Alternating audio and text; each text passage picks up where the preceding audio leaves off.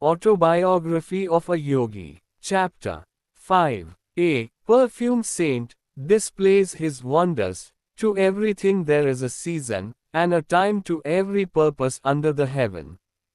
I did not have this wisdom of Solomon to comfort me.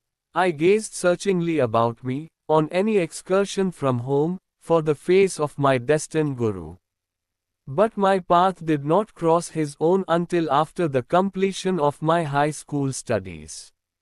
2 years elapsed between my flight with Amar toward the Himalayas, and the great day of Sri Yukteswar's arrival into my life. During that interim I met a number of sages, the perfume saint, the Tiger Swami, Nagendra Nath Bhaduri, Master Mahase, and the famous Bengali scientist, Jagadish Chandra Bose. My encounter with the perfume saint had two preambles, one harmonious and the other humorous. God is simple. Everything else is complex. Do not seek absolute values in the relative world of nature. These philosophical finalities gently entered my ear as I stood silently before a temple image of Kali. Turning, I confronted a tall man whose garb, or lack of it, revealed him a wandering sadhu. You have indeed penetrated the bewilderment of my thoughts. I smiled gratefully. The confusion of benign and terrible aspects in nature, as symbolized by Kali, has puzzled wiser heads than mine. Few there be who solve her mystery. Good and evil is the challenging riddle which life places sphinx-like before every intelligence. Attempting no solution, most men pay forfeit with their lives, penalty now even as in the days of Thebes. Here and there, a towering lonely figure never cries defeat. From the mire of duality he plucks the cleaveless truth of unity. You speak with conviction, sir. I have long exercised an honest introspection, the exquisitely painful approach to wisdom. Self-scrutiny, relentless observance of one's thoughts, is a stark and shattering experience. It pulverizes the stoutest ego. But true self-analysis mathematically operates to produce seers. The way of self-expression, individual acknowledgements, results in egotists, show off the right to their private interpretations of God and the universe. Truth humbly retires, no doubt, before such arrogant originality. I was enjoying the discussion. Man can understand no eternal verity until he has freed himself from pretensions. The human mind, bared to a centuried slime, is teeming with repulsive life of countless world delusions. Struggles of the battlefields pale into insignificance here, when man first contends with inward enemies. No mortal foes these, to be overcome by harrowing array of might. Omnipresent, unresting, pursuing man even in sleep, subtly equipped with a miasmic weapon, these soldiers of ignorant lust seek to slay us all. Thoughtless is the man who buries his ideals, surrendering to the common fate. Can he seem other than impotent, wooden, ignominious? Respected sir, have you no sympathy for the bewildered masses? The sage was silent for a moment, then answered obliquely. To love both the invisible God, repository of all virtues, and visible man, apparently possessed of none, is often baffling. But ingenuity is equal to the maze. Inner research soon exposes a unity in all human minds, the stalwart kinship of selfish motive. In one sense at least, the brotherhood of man stands revealed. An aghast humility follows this leveling discovery. It ripens into compassion for one's fellows, blind to the healing potencies of the soul awaiting exploration. The saints of every age, sir, have felt like yourself for the sorrows of the world. Only the shallow man loses responsiveness to the woes of others' lives, as he sinks into narrow suffering of his own. The sadhu's austere face was noticeably softened. The one who practices a scalpel self-dissection will know an expansion of universal pity. Release is given him from the deafening demands of his ego. The love of God flowers on such soil. The creature finally turns to his creator, if for no other reason than to ask in anguish, "Why, Lord, why?" By ignoble whips of pain, man is driven at last into the infinite presence, whose beauty alone should lure him. The sage and I were present in Calcutta's Kalighat temple, whither I had gone to view its famed magnificence. With a sweeping gesture, my chance companion dismissed the ornate dignity. Bricks and mortar sing us no audible tune, the heart opens only to the human chant of being. We strolled to the inviting sunshine at the entrance, where throngs of devotees were passing to and fro. "You are young." The sage surveyed me thoughtfully. "India too is young. The ancient rishis laid down ineradicable patterns of spiritual living. Their hoary dictums suffice for this day and land.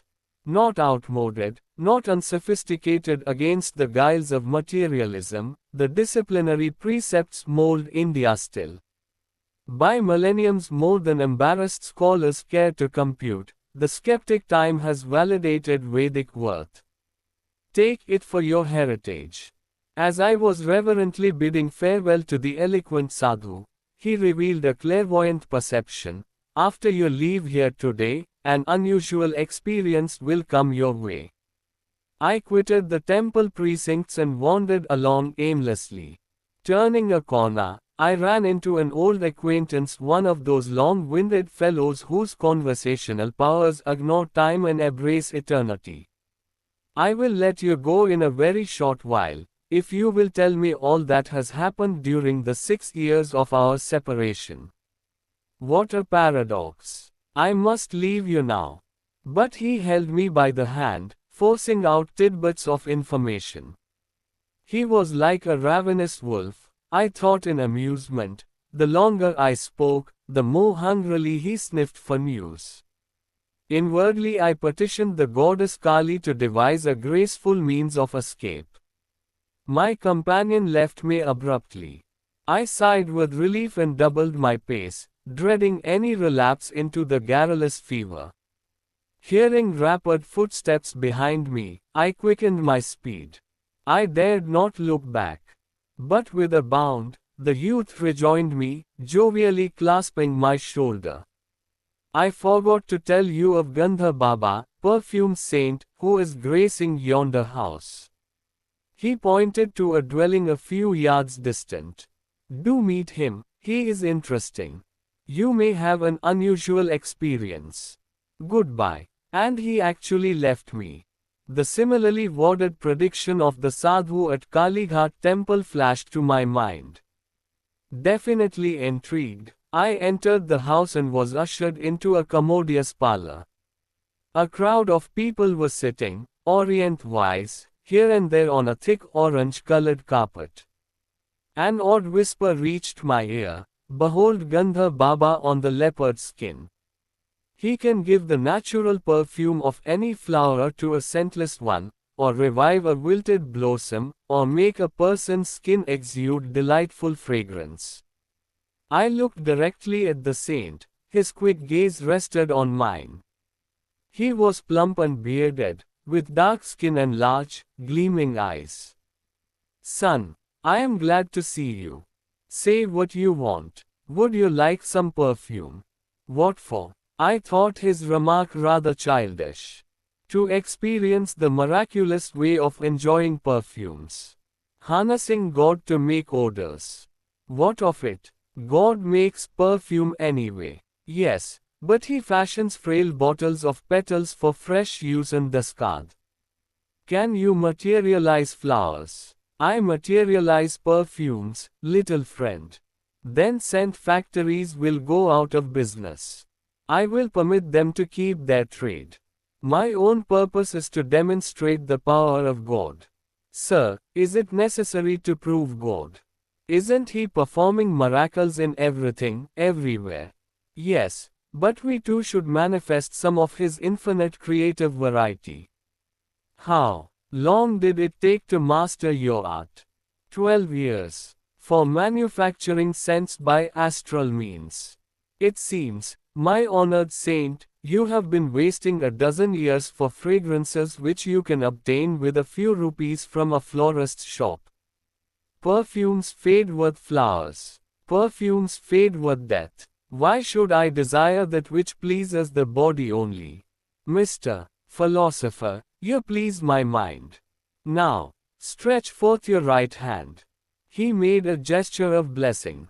I was a few feet away from Gandha Baba. No one else was near enough to contact my body. I extended my hand, which the yogi did not touch. What perfume do you want? Rose. Be it so. To my great surprise, the charming fragrance of rose was wafted strongly from the center of my palm. I smilingly took a large white scentless flower from a nearby vase. Can this odorless blossom be permeated with jasmine? Be it so. A jasmine fragrance instantly shot from the petals. I thanked the wonder worker and seated myself by one of his students. He informed me that Gandha Baba, whose proper name was Vishuddhananda, had learned many astonishing yoga secrets from a master in Tibet. The Tibetan yogi, I was assured, had attained the age of over 1,000 years. His disciple Gandha Baba does not always perform his perfume feats in the simple verbal manner you have just witnessed. The student spoke with obvious pride in his master. His procedure differs widely, to accord with diversity in temperaments. He is marvelous. Many members of the Calcutta intelligentsia are among his followers. I inwardly resolved not to add myself to their number. A guru too literally, marvelous, was not to my liking. With polite thanks to Gandha Baba, I departed. Sauntering home, I reflected on the three varied encounters the day had brought forth. My sister Uma met me as I entered our Gurpur road door. You are getting quite stylish, using perfumes. Without a word, I motioned her to smell my hand. What an attractive rose fragrance. It is unusually strong. Thinking it was strongly unusual, I silently placed the astrally scented blossom under her nostrils. Oh, I love jasmine. She seized the flower. A ludicrous bafflement passed over her face as she repeatedly sniffed the odor of jasmine from a type of flower she well knew to be scentless. Her reactions disarmed my suspicion that Gandha Baba had induced an auto-suggestive state whereby I alone could detect the fragrances. Later I heard from a friend, Alikananda, that the perfume saint had a power which I wished were possessed by the starving millions of Asia and, today, of Europe as well. I was present with 100 other guests at Gandha Baba's home in Burdwan, Alikananda told me. It was a gala occasion. Because the yogi was reputed to have the power of extracting objects out of thin air, I laughingly requested him to materialize some out-of-season tangerines. Immediately the luchis which were present on all the banana leaf plates became puffed up. Each of the bread envelopes proved to contain a peeled tangerine. I bit into my own with some trepidation, but found it delicious. Years later I understood by inner realization how Gandha Baba accomplished his materializations. The method, alas, is beyond the reach of the world's hungry hordes. The different sensory stimuli to which man reacts tactual, visual, gustatory, auditory, and olfactory are produced by vibratory variations in electrons and protons. The vibrations in turn are regulated by life trends, subtle life forces or finer than atomic energies intelligently charged with the 5 distinctive sensory idea substances. Gandha Baba, tuning himself with the cosmic force by certain yogic practices, was able to guide the life trance to rearrange their vibratory structure and objectivize the desired result. His perfume, fruit and other miracles were actual materializations of mundane vibrations, and not inner sensations hypnotically produced. Performances of miracles such as shown by the perfume saint are spectacular but spiritually useless. Having little purpose beyond entertainment, they are digressions from a serious search for God. Hypnotism has been used by physicians in minor operations as a sort of psychical chloroform for persons who might be endangered by an anesthetic. But a hypnotic state is harmful to those often subjected to it. A negative psychological effect ensues which in time deranges the brain cells. Hypnotism is trespass into the territory of another's consciousness. Its temporary phenomena have nothing in common with the miracles performed by men of divine realization. Awake in God, true saints effect changes in this dream world by means of a will harmoniously attuned to the creative cosmic dreamer. Ostentatious display of unusual powers are decried by masters. The Persian mystic, Abu said, once laughed at certain fakirs who were proud of their miraculous powers over water, air, and space. A frog is also at home in the water. Abu said pointed out in gentle scorn. The crow and the vulture easily fly in the air. The devil is simultaneously present in the east and in the west. A true man is he who dwells in righteousness among his fellow men, who buys and sells, yet is never for a single instant forgetful of God. On another occasion the silence. When I finally met my master, he taught me by sublimity of example alone the measure of a true man.